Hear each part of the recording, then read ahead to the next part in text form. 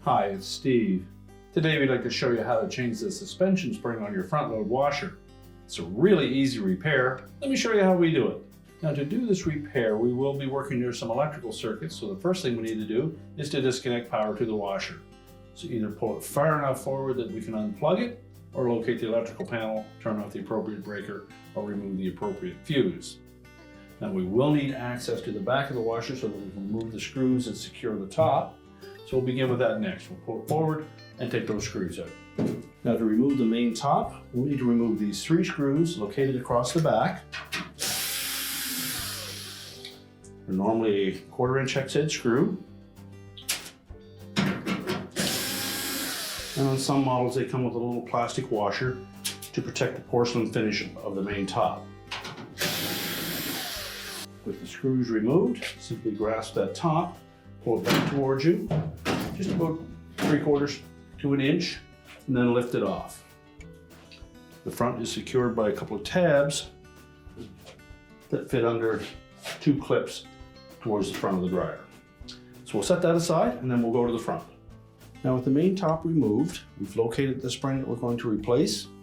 In this case, this one is still intact.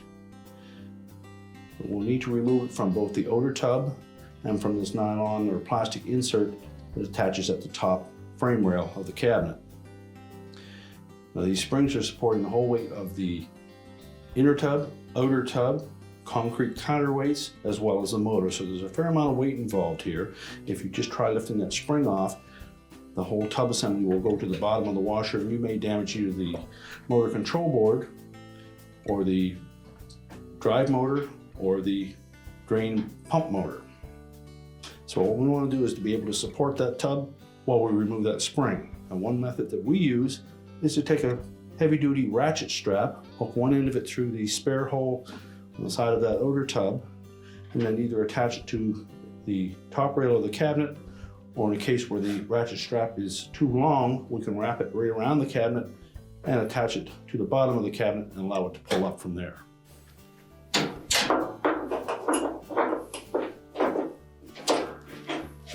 We'll make sure that we have a solid anchor on the bottom of the cabinet, as well as that anchor into the tub, and then we'll take some of the weight off of that spring. If need be, put some protection between the side of the cabinet and your ratchet strap so that we don't do any damage to your cabinet.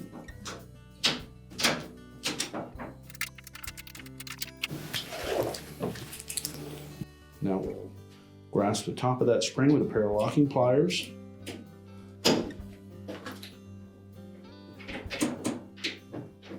Lift it out of that socket on the side of the cabinet, and then unhook it from the tub, and we'll discard this old spring. Firmly attach your locking pliers to the new spring. Make sure it's hooked firmly into the tub, and then we'll stretch that spring just enough to set it in the socket on the side of the cabinet.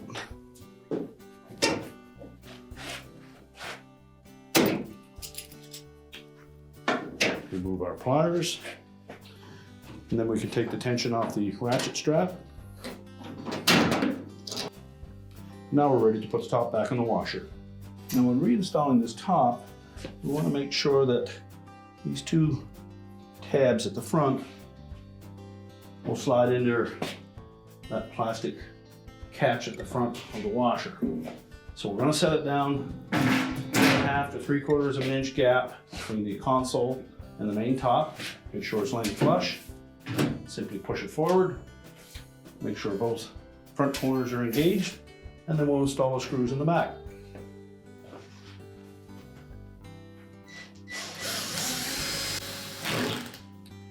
Now, with the top secure, we can now push the washer back into position. We'll reconnect any water hoses that we may have disconnected, as well as the drain hose.